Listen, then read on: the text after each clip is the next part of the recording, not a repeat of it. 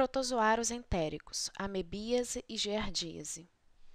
A amebíase é uma doença causada por uma das amebas que parasitam frequentemente o homem, a Entamoeba histolítica. A palavra amebíase costuma ser utilizada para designar a presença desse protozoário no organismo de qualquer hospedeiro vertebrado, com ou sem manifestações clínicas. Sua importância decorre da ampla distribuição geográfica e da alta incidência, sobretudo nas regiões tropicais. As amebas são protozoários que se movem de uma maneira típica, ou seja, emitindo pseudópodos, que são processos citoplasmáticos lançados pela periferia do seu corpo. Além da locomoção, os pseudópodos são utilizados para a incorporação de alimentos para o interior do organismo. As amebas englobam, ou seja, fagocitam o alimento antes de incorporá-lo. Estudando a classificação sistemática das amebas, consta-se que em uma única família há 4 gêneros parasitas do homem. Trata-se dos gêneros Entameba, Iodameba, Endolimax e Dientameba. A espécie Entameba histolítica é patogênica e as demais espécies são comensais do intestino.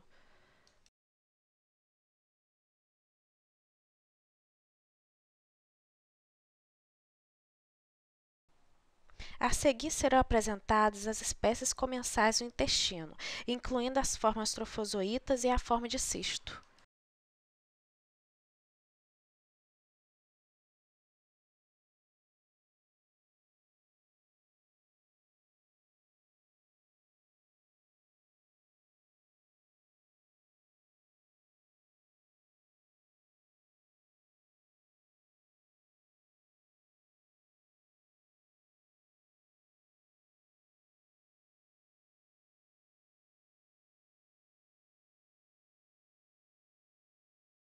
A Entamoeba histolítica, durante as fases do seu desenvolvimento, pode se apresentar de duas formas, trofozoíta e na forma de cisto.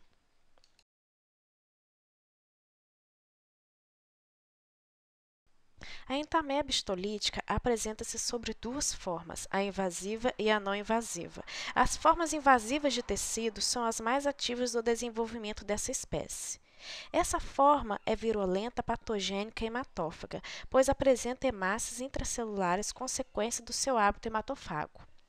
A fagocitose é uma das características mais marcantes dessa espécie de ameba, representada pela atividade na formação de longos pseudópodos que aparecem de maneira quase instantânea ou de forma explosiva quando lançados em direção ao alimento. Na forma não invasiva, os trofozoítas representam a fase normal da vida vegetativa desses protozoários. Vivem na condição de comensais e não apresentam hematofagismo, portanto não são patogênicos. Estão aderidos à superfície da mucosa do intestino grosso, nutrindo-se por fagocitose, de amido, bactérias e muco. Difere das formas invasivas por não apresentarem dimensões mais avantajadas e não mostrarem massas em seu protoplasma. As amebas intestinais apresentam um ciclo relativamente simples. A infecção começa com a ingestão de formas resistentes, os cistos, geralmente com água e alimentos contaminados por fezes de indivíduos portadores da Entamoeba histolítica. O desencistamento tem lugar no intestino delgado do novo hospedeiro. De cada cisto tetranucleado, formam-se 8 pequenas amebas com um só núcleo, que se alimentam e crescem na luz intestinal para alcançarem a fase trofozoítica. As amebas maduras fagocitam bactérias e outras partículas nutritivas do meio e podem multiplicar-se indefinitivamente na luz do intestino grosso. Em um determinado momento, as formas trofozoíticas reduzem a sua atividade, deixam de emitir pseudópodos, fagocitar e diminuem de tamanho e se arredondam para constituir a forma pré-cística. O núcleo divide-se 2 vezes, voltando a formar cistos típicos com 4 núcleos, capazes de resistir às condições do meio exterior e propagar-se. A Entamoeba histolítica tem a capacidade de invadir a mucosa intestinal e colonizar os tecidos do hospedeiro, produzindo formas trofozoíticas maiores que as encontradas na cavidade intestinal. Estas amebas grandes e invasivas constituem a forma magna. A partir daí, o parasito desenvolve um ciclo patogênico. Alimenta-se de hemácias, células ou fragmentos celulares, multiplica-se por divisão binária, mas sem produzir cistos. O ciclo não patogênico desenvolve-se na luz do intestino grosso e o ciclo patogênico realiza-se nos tecidos da parede intestinal, do fígado e de outros órgãos. Podem ocorrer simultaneamente ou não. Sintomas e sinais clínicos. A amebíase é geralmente assintomática, sendo os adultos os mais acometidos. Podemos resumir a sintomatologia nos seguintes pontos. Colite não disentérica é a forma mais encontrada na amebíase, cujas manifestações são diarreia com 4 ou 5 dias de evacuações por dia. O paciente pode apresentar queixas de cólicas abdominais, anorexia, náuseas, tenesmo, que é uma sensação dolorosa na bexiga ou na região anal, com desejo contínuo, mas quase inútil de urinar ou de evacuar, e vômitos. Colite disentérica. Anteriormente, era denominada de amebíase aguda. O quadro clínico agrava-se por 3 dias, com a presença de dores abdominais, evacuações piomuco-sanguinolentas em número elevado, vômitos, tenesmo e febre. Giardíase.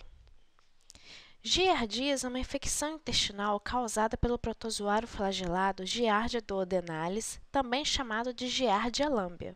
Este pequeno protozoário, durante o seu ciclo vital, apresenta duas formas, cisto e trofozoíta. A forma trofozoíta apresenta simetria bilateral, corpo bastante deformável e achatamento dorso-ventral. Na superfície ventral, há uma área ovoide que constitui um disco adesivo ou disco suctorial, que ocupa 2/3 dessa face. No interior do citoplasma, as estruturas são quase sempre duplas e simétricas, compreendem um par de núcleos e os flagelos formam pares. Os cistos são elipsoides ou ovoides. Possuem estruturas internas duplicadas em relação aos trofozoítas, como 4 núcleos pequenos.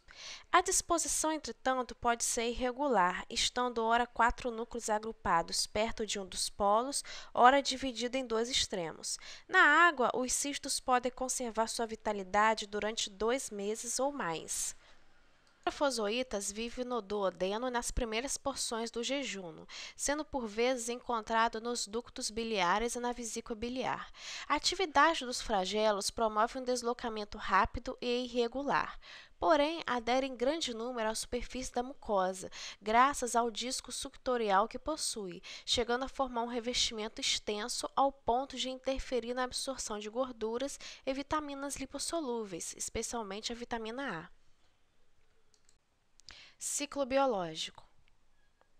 O ciclo vital da giardia é composto de 2 estágios, trofozoíta e cisto. A giardia infecta os seres humanos após a ingestão de 10 a 100 cistos. Os cistos ingeridos produzem cada um 2 trofozoítas no duodeno. Após saírem os cistos, os trofozoítas colonizam a luz do duodeno e jejunum proximal, onde se ligam às células epiteliais do intestino delgado e se multiplicam por divisão binária. À medida que os trofozoítas se deslocam ao longo do trato intestinal, se transformam em cistos ovais que contêm 4 núcleos. Os cistos são eliminados nas fezes dos indivíduos infectados e podem permanecer viáveis na água por 2 meses. Sua viabilidade frequentemente não é afetada pelas concentrações usuais de cloro utilizadas para purificar a água para consumo humano. Sintomas e sinais clínicos. O período de incubação da infecção por giardia é de 1 ou 2 semanas, mas pode ser prolongado. As crianças que são expostas à Giardia lamblia podem apresentar excreção assintomática do protozoário, diarreia infecciosa aguda ou diarreia crônica, com sinais e sintomas persistentes do trato gastrointestinal, incluindo déficit de crescimento. A maioria das infecções, tanto em crianças quanto em adultos, é assintomática. Infecções sintomáticas ocorrem com mais frequência em crianças do que em adultos. A maioria dos pacientes sintomáticos apresenta um período limitado de diarreia aguda, afebril ou com febre baixa, náuseas e anorexia. No entanto, uma pequena porção de pacientes apresenta uma evolução intermitente, que é caracterizada por diarreia, cólicas e distensão abdominal, sensação de plenitude gástrica, mal-estar, flatulências, náuseas, anorexia e perda de peso. Prevenção e controle da amebíase e giardíase. Educação sanitária. Uma das medidas mais importantes para evitar a transmissão da amebíase e da giardíase é a lavagem das mãos, sempre que possível com água e sabão, depois de defecar e limpar-se. É necessário lavar as mãos também depois de tocar em alimentos que serão consumidos crus, antes e depois das refeições, depois de tocar em alimentos ou objetos que podem ter sido contaminados com fezes, águas poluídas ou mãos sujas, depois de cuidar da higiene de doentes e de possíveis eliminadores de cistos. Deve-se manter unhas curtas ou lavá-las frequentemente com escova e sabão. Evitar alimentos manipulados por vendedores ambulantes e consumidos sem muitos cuidados. Saneamento ambiental. Para que as medidas de educação ambiental sejam válidas, é essencial que o abastecimento de água seja abundante e de fácil acesso. A água para uso doméstico deve ser potável, livre de contaminação fecal.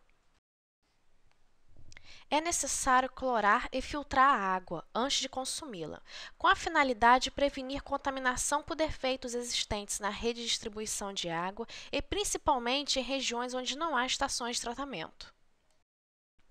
A existência de instalações sanitárias e rede de esgoto é importante para a profilaxia. O tratamento dos esgotos deve assegurar a destruição dos cistos. Não se deve permitir que fezes humanas sejam utilizadas como adubo ou que contaminem águas destinadas à irrigação. Outra medida de saneamento ambiental é o combate às moscas e às baratas, ainda que esteja em discussão o papel desses insetos como vetores. Para eliminar as populações dessas pragas, deve-se remover o lixo e dar-lhe destino adequado, proteger o alimento do acesso aos insetos e, se necessário, usar inseticidas contra eles.